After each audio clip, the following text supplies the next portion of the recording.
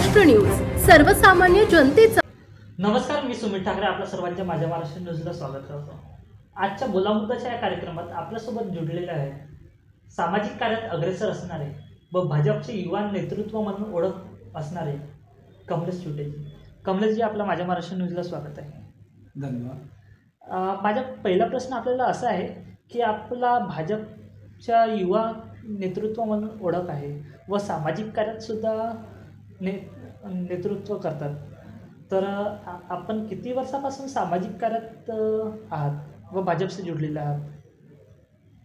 मी generally व दुसऱ्या वर्गापासून राष्ट्रीय स्वयंसेवक संघाशी जोडलेलो होतो। मला लहानपणी असताना एक व्यक्ती येऊन घेऊन जायचा आणि मला संघाशी जोडायचा। तर संघाशी जोडल्याच्या नंतर मला बालपणापासून संघाचे संस्कार लाभले की ज्या संस्कारामध्ये राष्ट्रभक्ती, देशभक्ती आणि त्याच्यासोबत समाजामध्ये लोकांच्या दुःख ओळखून त्यांच्यासाठी काम करणे हा मला एक संघाचा एक संस्कार लाभलेला आहे। आणि तेव्हापासून मी संघाच्या नंतर अखिल भारतीय विद्यार्थी परिषदेमध्ये मी जिल्हा संयोजक दोनदा काम केलेलं आहे, जबाबदारी सांभाळलेली आहे। त्याच्यानंतर एक लोकमत युवा मंच व्हायचा, तर लोकमत युवा मंचमध्ये मी आमगाव तालुक्याच्या प्रतिनिधी म्हणून कामं करायच्या जिल्हा स्तरावर। त्यानंतर भारतीय जनता युवा मोर्चामध्ये मला जबाबदारी मिळाली महामंत्री म्हणून, महामंत्रीची केली। त्यानंतर मला भारतीय जनता युवा मोर्चामध्ये जिल्हा उपाध्यक्ष म्हणून माझ्याकडे जबाबदारी आली, जिल्हा उपाध्यक्ष केला आणि आता मी जिल्हा सचिव म्हणून मला जबाबदारी मिळाली आणि मी काम करत असतो। पण ह्या माध्यमातून हा एक जबाबदारीचा माध्यम असतो, परंतु ह्या माध्यमातून मी कुठं ना कुठं लोकांची जर काही माझ्याकडे समस्या आली, उदाहरणपणे एक मुलगा नाव सांगत नाही, तो ॲडमिट होता आणि ॲडमिट असताना आर्थिक परिस्थिती खाल्लेली होती। तर माझ्याकडे 2-3 मुलं आले की बाबा कमलेश दादा ही अशी गोष्ट आहे आणि त्याच्याकडे पैसे नाही, त्याला पैशाची गरज आहे, तर आपण कसं करता येईल? तर मी मग त्यांना सांगितलं की आपण एक काम करू, एक सोशल मीडियामध्ये व्हॉट्सअपमध्ये मॅसेज घालू आणि त्यांच्या परिवाराला कुणाच्या तरी एखादा बँक अकाउंटचा आपण QR कोड टाकू आणि लोकांकडे आर्थिक देणगीची बाब मागू। आणि माझ्याकडं दुकानामध्ये नेहमी एक काचेचा गल्ला असतो, मी आपल्या इन्कममधून तिथं दररोज 50,000, 100 रुपये, 50 रुपये, 20 रुपये, 10 रुपये जेवढं जमेल तेवढं मी टाकत असतो। तर त्यांनी मला विचारलं की दादा तुमच्याकडून, ते म्हटलं तुम्ही स्वतः दुकानात ज्या, मी दुकानात नव्हतो, त्या म्हटलं गल्ला आहे त्याला काढा आणि तिथून पैसे काढून घेऊन द्या। तर त्यांनी मला फोन केलं गेल्याच्या नंतर की बाबा इथे 4,400 रुपये आहेत। मी त्यांना म्हटलं 400 रुपये गल्ल्यात टाका आणि 4,000 रुपये घेऊन टाका। तर त्याच्यानंतर लोक माझ्याकडे येतात की मला ही योजनेचा लाभ कसा मिळेल, त्यांना मी ते गाईडलाईन करतो आणि गव्हर्नमेंटच्या जेवढ्या योजना असतात त्या योजना लोकांपर्यंत कसं मिळता येईल याच्यासाठी मी जो व्यक्ती मला जेव्हा मिळते, जेव्हा मला पक्ष कुठं अगर बैठकीला पाठवते तेव्हा मग त्या योजनेबद्दल मी सांगत असतो। तर अशा प्रकारे छोटा कामं करून मी समाजामध्ये माझ्या मताने जो काही होऊ शकत असेल तेवढं मी लोकांची मदत करत असतो। नक्कीच असे लोक भरपूर समाजात कमी राहतात। आणि माझा आपला दुसरा प्रश्न असा आहे आपल्याला की आपण येत्या विधानसभा निवडणुकीकरिता डॉक्टर श्रीकांत राणा यांचं नाव सध्या आघाडीवर आहे, तर आपण डॉक्टर श्रीकांत राणा यांच्यासोबत फिरताना दिसत आहे, अनेक बैठकीत सोबत दिसत आहे, तर आपण डॉक्टर श्रीकांत राणा यांच्यासोबत कसे काय जुडले, कशी काय नातं जुडली आपली? डॉक्टर श्रीकांत राणा हे माझे ॲक्च्युली जुने मित्र होते। मी त्यांच्यासोबत आदर्श विद्यालयामध्ये आम्ही 8वी 9वी 10वी जेव्हा शिकत असताना ते 1 वर्ष माझे मागे होते। फक्त आपली तिथे जनरली अशी ओळख होती। त्या ओळखीच्या नंतर डॉक्टर साहेब मग BDS झाले, BDS नंतर आंबावला आले, तर सहज भेटणं झालं, बोलणं झालं। मग त्याच्यानंतर अचानक डॉक्टर साहेबांचा मला फोन आला की मला आपण बसू म्हणे एक दिवशी।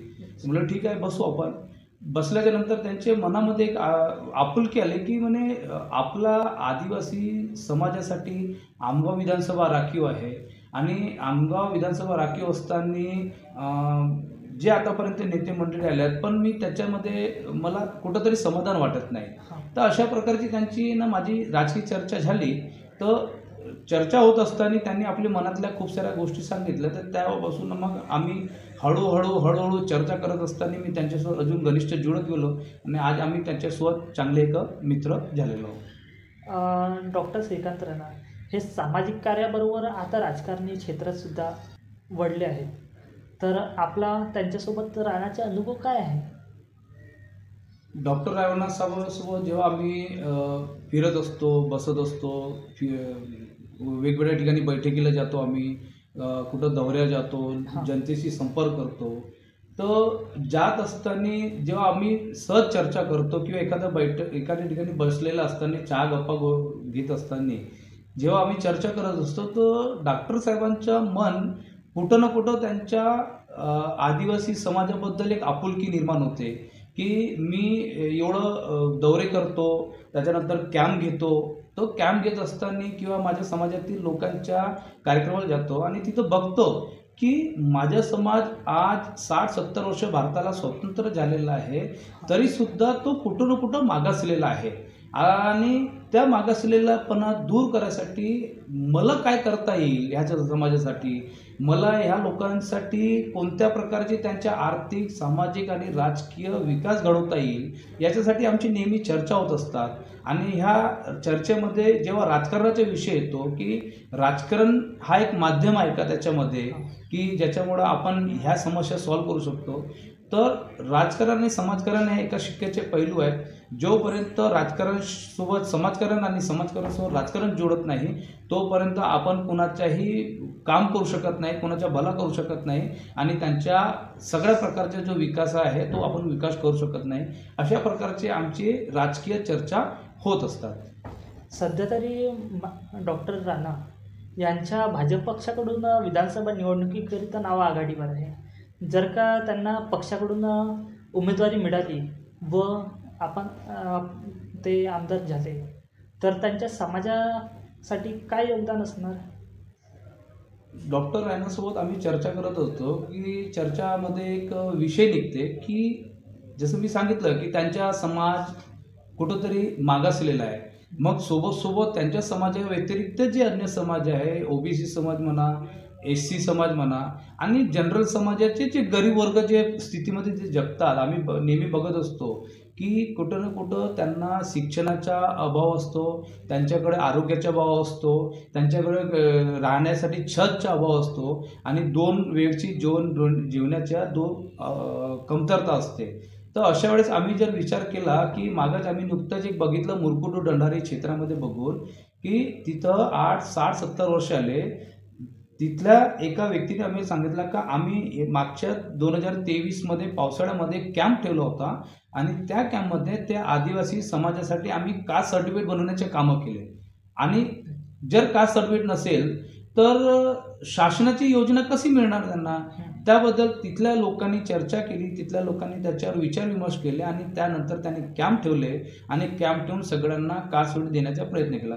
पण तो फक्त आमगाव विधानसभाचे जो बहुल आदिवासी क्षेत्र आहे त्या क्षेत्रामध्ये फक्त त्यांनी एका गावामध्ये करून दिले. मग बाकीच्या गावांचा विषय काय आहे, तर ह्याबद्दल डॉक्टर साहेबांनी त्यांना विचारपूस केली, त्यांची चर्चा केली. तर त्याच्यानंतर आम्ही जे क्षेत्रात फिरला आणि फिरल्यानंतर आम्हाला अनुभव आला की ह्या क्षेत्रामध्ये आदिवासी समाजामध्ये शासनाच्या योजना ज्या आहेत ते जवळपास नाही म्हटलं फक्त 5% पुरलेले आहेत. बाकीचे योजना ते कुठे गेले, कोणी गबाड केली, कोणी लाभ दिलं नाही दिलं ह्याच्याबद्दल आम्हाला त्याच्यात काही जायचं नाही आहे.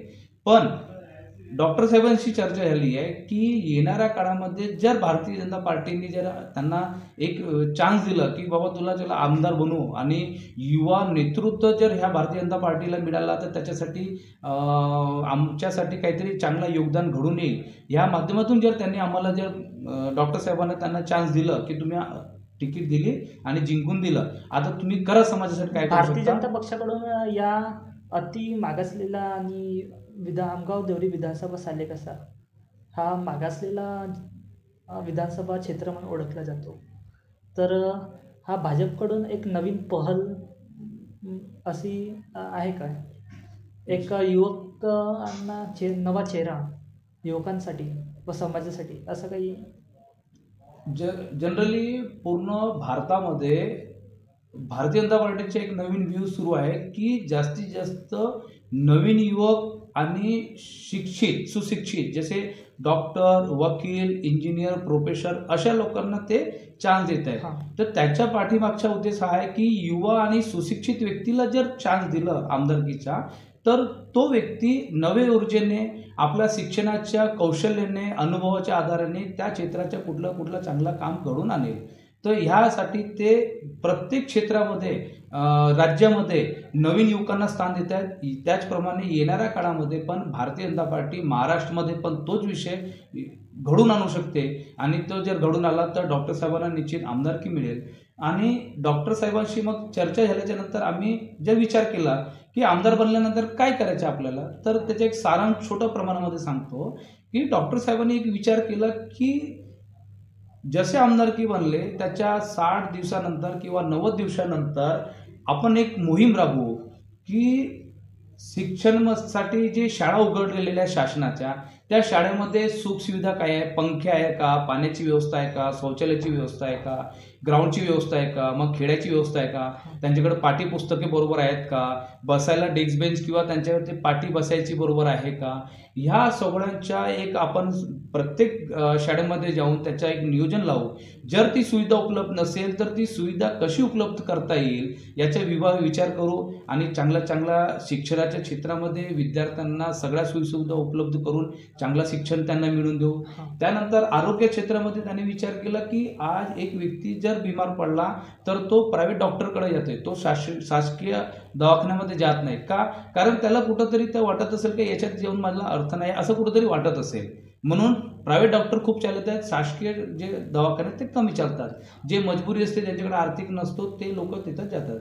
मग त्याच्यामध्ये त्या डॉक्टरांना काय सुविधा लागत आहे, त्या हॉस्पिटलमध्ये कशा वस्तूची कमतरता आहे, त्या कमतरता कसं दूर करता येईल, लोकांना जास्तीत जास्त त्याच्यामध्ये कशी सवलत देता येईल, आरोग्य कसं सुदृढ करता येईल याबद्दल प्रत्येक सरकारी दवाखान्यामध्ये जायचा, तिथं बघायचा, त्याच्यात काय कमतरता आहेत, काय त्रुट्या आहेत, त्या त्रुट्या पूर्ण करायच्या आणि लोकांना जास्तीत जास्त आरोग्याबद्दल चांगली सुविधा कसे त्या दवाखान्यात मिळवता येईल याबद्दल त्याच्यामध्ये जाऊन विचार करून त्यांना सुदृढ करायचा.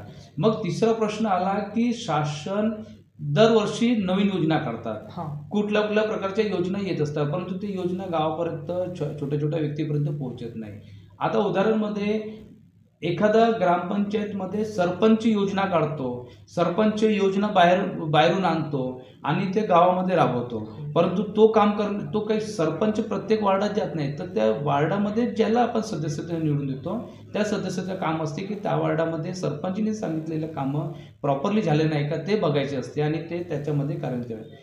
त्याच प्रकारे आमगावमध्ये महाराष्ट्र विधानसभा जे निवडून येईल, मुख्यमंत्री उपमुख्यमंत्री यांनी जी योजना आणलेली असते, केंद्र सरकारने जी योजना आणलेली असते ती योजना ग्राउंड लेवलपर्यंत आमदारच्या काम असतो की योजनेचा लाभ प्रत्येकाला मिळाला पाहिजे. मग याच्यासाठी उपाय काय, आपण एवढा मोठ्या विधानसभामध्ये प्रत्येक गावात जाऊ शकत नाही, मग त्याचा उपाय काय.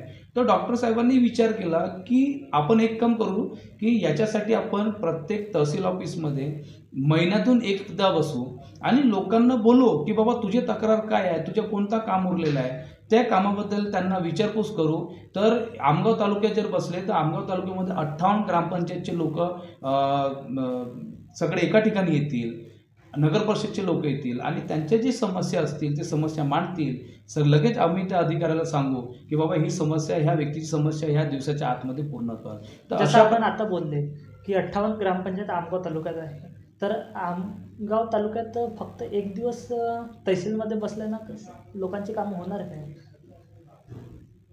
एखादा काम जर समजा एखाद्या व्यक्तीचं असेल आणि त्या व्यक्तीच्या काम आमदारला करायचं असेल, आमगाव विधानसभामध्ये आमगाव तालुका, देवरी तालुका आणि सालेकसा तालुका, त्यानंतर आमदारकीचे अजूनही काम असतात की कुठं कार्यक्रम असला तर तिथे जाणे, मंत्रालयामध्ये काय काम असेल तर तिथं जाणे. तर ते महिन्यातून त्यांना ॲडजस्ट करून एक दिवस तरी प्रत्येक गावामध्ये आता गावच्यांना जर तिथं बोलवला, उदाहरण आमगावला एक शुक्रवार आठवडी बाजार असते, आठवडी बाजारमध्ये प्रत्येक गावचे व्यक्ती येतात. आता ज्याच्या काम असेल तर तो आठवडी बाजार पण करणार आणि तहसील ऑफिसमध्ये जर त्यांचा आमदार बसलेला असेल तर त्या आमदारकडे पण येणार आणि त्याच्यामध्ये चर्चा करणार की बाबा माझा हा काम आहे आणि हा करायचा आहे. आम्ही लगेच तो जर काम 7 दिवसामध्ये होत असेल तर तहसीलदार असो, BDO असो किंवा अन्य कुठल्या शासनाच्या कर्मचारी असो त्याला सांगू की बाबा हा 7 दिवसामध्ये होत असेल तर याला 7 दिवसामध्ये तुम्ही करून द्या. जर झालं नसेल तर पुन्हा दुसऱ्या महिन्यामध्ये जेव्हा आम्ही बसू आठवडी बाजारमध्ये, एक आठवडा म्हणजे महिन्याचा 1 दिवस तय करून घेऊ की या पहिला आठवडा किंवा शेवटचा आठवडा या आठवड्यामध्ये बसणार डॉक्टर साहेब. तर त्या आठवड्यामध्ये ते आपण चर्चा करू की तुझ्या बागचा काम झाला नाही तर का नाही झाला, त्याच्यात काय त्रुट्या आल्या. मग ते आपण कर्मचाऱ्यांना विचारू, अधिकाऱ्यांना विचारू की बाबा याच्यात काय त्रुटी आली, का नाही झाला काम. तर अशा प्रकारचे लोकांची जर हे छोटे छोटे समस्या असतात, हे समस्या जर मांडले तर मी नक्की सांगतो 6 महिन्याच्या आतमध्ये एकही असा व्यक्ती मिळणार नाही की जो दुखी असेल आणि ज्याच्या कामं वर्ष 2-2, 4-4 वर्षापासून अडलेला असेल.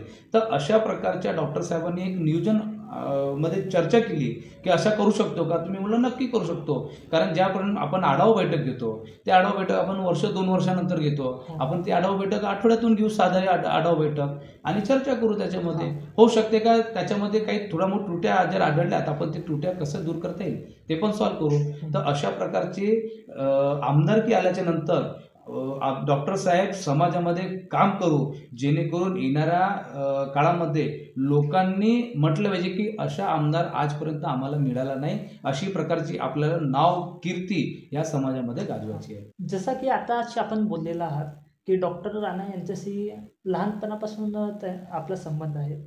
तर डॉक्टर राणा यांचे वडील श्रावण राणा हे सुद्धा आधी राजकारणात सक्रिय होते आणि आताही आहेत. तर आपला त्यांच्याशी एखादी असा अनुभव आमच्या दर्शकांना सांगावे. डॉक्टर साहेबांचे वडील आहेत यांच्या, मी राजकारण असताना मी लहानपणापासूनच माझं डोकं थोडंसं म्हणजे राजकीय लोक कुठं घडामोडी होत आहेत, काय होत आहेत याबद्दल मी जनरली डोक्यात ते चालत राहायच्या. ते लहानपणापासून मला ते एक देव गिफ्ट मिळालं की मी अशा प्रकारचे काहीतरी कामं करत आहोत. तर जेव्हा मला अचानक पेपरच्या माध्यमातून माहिती पडलं की सालेगाव क्षेत्रातून एक व्यक्ती जिल्हा परिषद जिंकले आणि त्यांना मग नंतर त्यांना सभापती मिळाला.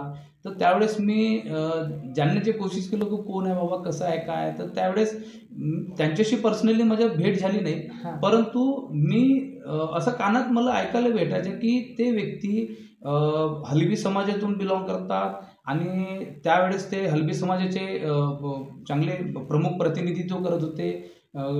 काही जे आदिवासी मुलगा आहे नागपूर युनिव्हर्सिटीमध्ये जाऊ शकत नाही कारण त्याला तिथपर्यंत जायसाठी त्याला मार्गदर्शन राहत नाही आणि तिथे जर काम असला तर तो कसं करणार.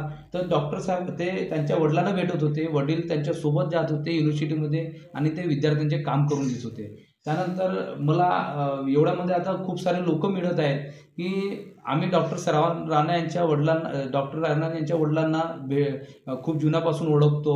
त्यांनी सांगितलं की जेव्हा फॉरेस्ट डिपार्टमेंटमध्ये युनियन चालायची कामगार लोकांची जे शासकीय नव्हते आणि त्यांना रोजंदारीच्या बेसवर त्यांना रोजगार मिळायचे, पण यांनी त्यांच्यासाठी लढाई लढल्याच्या नंतर आज त्यांना कुठं ना कुठं शासकीय नोकऱ्यामध्ये घेण्यात आलेल्या त्या काळामध्ये म्हणजे त्यांच्यावर जे अन्याय होत होते आणि त्यांना जे पुरेशी जे त्यांच्या कामाबद्दल मोबदला जे मिळायचा नव्हता ते मोबदला कसा मिळवता येईल, त्यांना सगळ्या प्रकारचे न्याय कसं मिळतं यासाठी ते लढाई लढत होते आणि त्या युनियनचे ते प्रतिनिधी करून त्यांना ते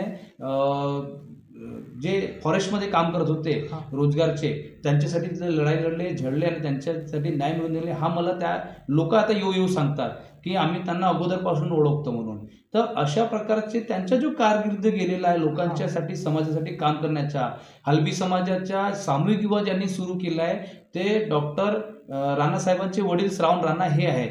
मी मागं आता भागी क्षेत्रामध्ये गेलो होतो देवरी क्षेत्रामध्ये, तिथे एक व्यक्ती मिळाला, त्यांनी सांगितलं की हाच गाव आहे म्हणे, ह्या गावामध्ये लग्न समारंभ सुरू करण्याचे जे स्थान आहे ते श्रावण राणा यांच्या माध्यमातून सुरू झालेलं आहे आणि ते समाजामध्ये निरंतर सुरू राहिलं. पण मागं कोरोना काळ आल्याच्या नंतर ते कुठं ना कुठं थांबून गेला. तर अशा प्रकारचे डॉक्टर साहेबांच्या वडिलांच्या जे जुना काळ सांगतात समाजकार्याबद्दल ते पाहून मला असं वाटतं की कुठं ना कुठं त्यांच्या प्रतिबिंब म्हणून मला डॉक्टर श्रीकांतमध्ये ते दिसत आहे. आम्ही मागच्या मागची मुलाखत डॉक्टर श्रीकांत राणा यांची घेतलेला होता आणि आता आपली घेत आहे. तर यात आम्हाला असं दिसून येत आहे की डॉक्टर राणा हे जर का विधानसभा निवडणूक जिंकला तर त्यांच्या संपूर्ण 5 वर्षाचा आराखडा तयार आहे असं आम्हाला वाटत आहे. काय खरं आहे? डॉक्टर साहेबांनी मधामध्ये सहज चर्चा करताना की समजा आमदारकी मिळाली, आमदार बनले, तर त्याच्यानंतर काय करू, कसं करू, कुठला नियोजन लावू, त्याबद्दल आम्ही सहज चर्चा करत होतो. तर चर्चा करत असताना आम्हाला सर्वात प्रथम आपण जे विचार करतो की अन्न, वस्त्र, निवारा हे एक जनरल गोष्ट असते. तर आम्ही समाजामध्ये बघतो की वेळोवेळी काय करायला पाहिजे जेणेकरून आपल्याला इथं चांगला योजना आपल्याला किंवा समाजाचा विकास करता येईल. तर सुरुवातीला आम्ही विचार केला की 6 महिन्यापर्यंत आपल्याला फक्त, मी मागे सांगितलं की 6 महिने फक्त आम्हाला लोकांच्या छोटे छोटे कामं करायचे आहेत. आता काही मागं महाराष्ट्र शासनाने जेव्हा देवेंद्र फडणवीस साहेब मुख्यमंत्री होते त्यांनी म्हटलं की सगळं वर्ग एक करून टाका म्हणून. तर त्यांनी जसं सांगितलं, पण त्याच्यात काही लोक त्रुट्या उरलेल्यामुळं काही लोकांची जमीन गेली ना आजही ते फेऱ्या मारत आहेत. ते त्यांच्या काहीतरी त्रुट्या असतील ज्याच्यामध्ये ते त्रुट्या दूर केल्याच्या नंतर ते होऊ शकते. तर हा एक उदाहरण आहे. त्यानंतर समजा एखादा व्यक्ती विधवा बाई असेल, विधवा बाईला राशन पाहिजे कारण तिच्या घरी कमवणारं कोणी नाही आणि शासनाची योजना आहे की विधवा बाईला राशन मिळायला पाहिजे, तिच्या राशन कोट्यामध्ये राशनासाठी नाव दर्ज करा. मग मी असं काहीतरी लोक बघितलं की त्यांना 6-6 महिन्यापासून ते वेटिंगमध्ये आहेत परंतु त्यांना राशन मिळत नाही अर्ज केल्याच्या नंतर सुद्धा. परंतु जे दुसरे येतात आणि राजकीय एखाद्या नेत्याच्या अंशाने तो प्रेशर टाकतो तर त्या ज्याला राशनची गरज नाही त्याला राशन मिळवून देतो. तर अशा वेळेस आपल्याला 6 महिन्याच्या आतमध्ये असे जे छोटे छोटे जे कामं आहेत ह्या कामाला पहिले आपल्याला कार्यान्वित करायचे आहे आणि हे छोटे छोटे लोकांच्या छोट्या समस्या, घरकुलच्या समस्या, त्यांच्या आरोग्याची समस्या, त्याच्यानंतर त्यांच्या जर जाग्याच्या काही विटवड होत नसेल, शासनाच्या याच्यामध्ये फाईल पडलेली असेल, एखादी रस्ता जे असते ते प्रायव्हेट असते परंतु त्या रस्त्याच्या नंतर गाव तयार झालेला असतो आणि त्या रस्त्यावरून त्यांची येण्याचे नसते परंतु मालक येऊ जाऊ शकत नाही. तर तहसीलदार साहेबांच्या अधिकाराच्या अंतर्गत ती रस्ता गव्हर्नमेंटनी घ्यावी आणि गव्हर्नमेंटने त्याला करून द्यावे. असे खूप सारे विषय असतात की जे 10-10 वर्षापासून विस्कळीत पडलेले आहेत असं मला आहे लक्षात, म्हणून मी बोलतो याच्याबद्दल की जे मला माहीत आहे. तर अशा प्रकारचे छोटे छोटे जे प्रॉब्लेम सॉल्व्ह करायचे जे असते ते आम्हाला 6 महिन्यामध्ये करायचे आहे आणि 6 महिन्यात जर ही समस्या सरळ दूर झाली की त्यानंतर आम्हाला मोठे लेवलवरचे जसं एक आमच्या क्षेत्रामध्ये समजा एखादा मुलगा सुशिक्षित झाला, शिकला, सवरला आणि त्याला समजा रोजगार निर्माण करायची आहे. रोजगारसाठी मोदी सरकारने जे खूप साऱ्या योजना आणलेल्या आहेत, खूप साऱ्या लोन्स पद्धती आणलेल्या आहेत, ह्या लोन पद्धती त्यांना मिळत नाही. तर हे कसं त्याला मिळवता येईल, त्याला मार्गदर्शन, समजा लोन मिळाला, लोन केल्याच्या नंतर त्यांनी रोजगार सुरू केले पण तो मार्गदर्शनाच्या अभावी तो लोन बंद होऊन म्हणजे त्याच्या नुकसान होतो. तर तो मार्गदर्शन पण त्याला कसं मिळवता येईल, याच्यासाठी व्यवस्था कशी निर्माण करता येईल. तर अशा प्रकारच्या रोजगारासाठी स्वयंरोजगार कसं निर्माण करता येईल यासाठी एक मार्गदर्शन केंद्र उभारणे, त्याच्यानंतर त्यांना शासनाच्या योजनेसाठी बँकवाल्यांना त्यांच्यापर्यंत कसे पोहोचवणे, ह्या अशा प्रकारच्या रोजगार निर्माण करण्यासाठी आपल्याला कामं करायचे आहे. मग अशा प्रकारचे त्याच्यानंतर इथला आदिवासी समाज जो आहे हा शेतीवर निर्धारित आहे आणि जंगलवर निर्धारित आहे. तर त्यासाठी शासनाचे जे मोठे प्रकल्प असतात, मोठ्या योजना असतात, मोठे मोठे डॅम असतात, तिथं काही ठिकाणी डॅमची व्यवस्था नसते. आम्ही मागे डॉक्टर साहेबांसोबत सालेकसा क्षेत्रामध्ये गेला, पांढरी या गावाच्या जोडमध्ये, तिथं व्यक्तीने सांगितलं की छोटासा जो पाटचं एक नियोजन आहे मागील 10 वर्षापासून तो बंद पडलेला आहे, त्याच्यासाठी 4 लाख रुपये लागत आहेत पण कुणी लक्ष देत नाही. जर ती डॅमची जी छोटी पाट जर बनली तर इथं खूप सारे शेतकरी 3 फसल काढू शकतात.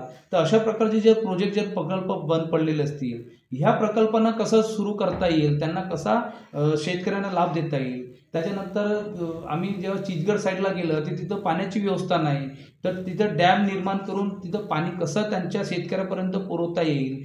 अशा प्रकारचे जे मोठे मोठे प्रकल्प असतात त्या मोठ्या प्रकल्पांना 5 वर्षाच्या आतमध्ये कसं निर्माण करता येईल आणि लोकांच्या जीवनरोटीचा प्रश्न कसा सॉल्व्ह करता येईल याबद्दल आम्ही एक आराखडा तयार केलेला आहे आणि तो आराखडा तयार केल्याच्या नंतर ते आमदारकी मिळाली तर तो आराखडा स्टेप बाय स्टेप आम्ही कसं करू त्याच्यासाठी आम्ही पूर्ण प्रयत्न करणार आहोत अशी डॉक्टर साहेबांसोबत आमची चर्चा झालेली आहे. माझ्या पुढचा आणि शेवटचा प्रश्न असा आहे आपल्याला की आपला आमगाव देवरी आणि सालेकसा या विधानसभा क्षेत्राला एक रेकॉर्ड राहिलेला आहे की एक आमदार दुसऱ्या टर्मला पुन्हा निवडून येत नाही, तर काय डॉक्टर श्रीकांत राणा हा रेकॉर्ड ब्रेक करणार?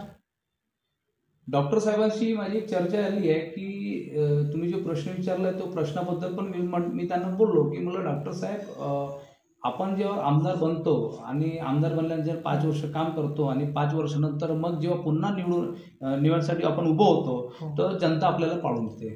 त्याच्या मागचं कारण काय असते की त्याच्या मागचं कारण म्हणजे आतापर्यंत मी जे शहरात सांगितलं की आमच्याकडे सगळा आराखडा तयार आहे आणि या आराखड्यानुसार आम्ही लोकांसाठी सामाजिक आर्थिक राजकीय कामं करणार आणि ते कामं करत असताना जर समजा आमचा जो आराखडा आहे तो जर सक्सेस झाला तर पुढच्या वेळेस जेव्हा आम्ही उभं होऊ तर नक्कीच आपल्याला जनता असं डोळे बंद करून आपल्याला मतं देणार आणि याच्यामध्ये कुठलाही पक्ष पाहणार नाही जनता की मी काँग्रेसचा हो, मी राष्ट्रवादीचा हो, मी या पक्षाचा मी त्या पक्षाचा, कोणीही पाहणार नाही आणि ते सरळ म्हणणार की अशा प्रकारचा आमदार आमच्या क्षेत्रात आजपर्यंत आला नाही ज्याच्यामुळे आमच्या क्षेत्राच्या माझ्या आणि माझ्या येणाऱ्या पिढीच्या काहीतरी कामं करून दाखवले. तर अशा वेळेस लोक स्वतःहून आपल्याला मतं करणार. मग त्यांच्याशी माझी चर्चा आली की मला डॉक्टर साहेब आता आपली वय आहे 38-40च्या जवळपासमध्ये वय आहे, समजा आपण 40व्या वयामध्ये आमदार बनलो, 5 वर्ष राहिलं 45 झाले, त्याच्यानंतर मग तुम्ही पुन्हा डॉक्टर पेशामध्ये येणार का? मग आमदारकी लढून काय अर्थ आहे? म्हणून त्यांना म्हटलं का मला आपल्याला डॉक्टरकी पेशा कंटिन्यू पण ठेवायचा आहे, परंतु आमदारकी हा विषय कंटिन्यू ठेवून आपल्याला जवळपास निवृत्त होतपर्यंत 60-65 वर्षापर्यंत आपल्याला कंटिन्यू आमदार राहायचा आहे.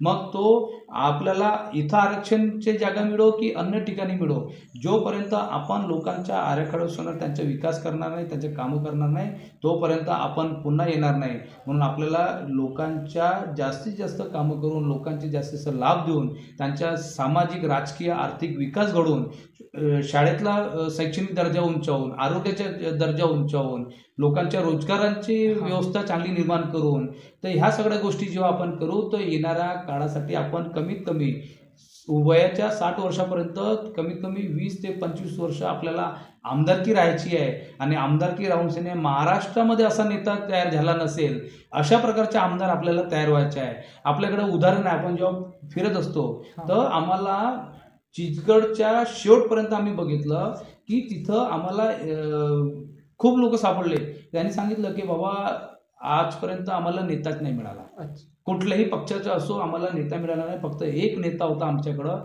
आदरणीय महादेवरावजी शिवणकर.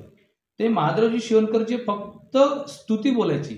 त्यांनी म्हटलं की हा काम झाल्या पाहिजे माझ्या क्षेत्राच्या विकासासाठी, तर त्यांचं काम होत होता. एखाद्या अधिकारीने समजा त्यांना कामात अडवलं तर त्यांना त्या अधिकाऱ्याला बिलकुल अडवून द्यायचे की बाबा हा काम झाल्या पाहिजे, नाही तर मी मग नंतर मी काय करणार हा माझा विषय राहणार नाही.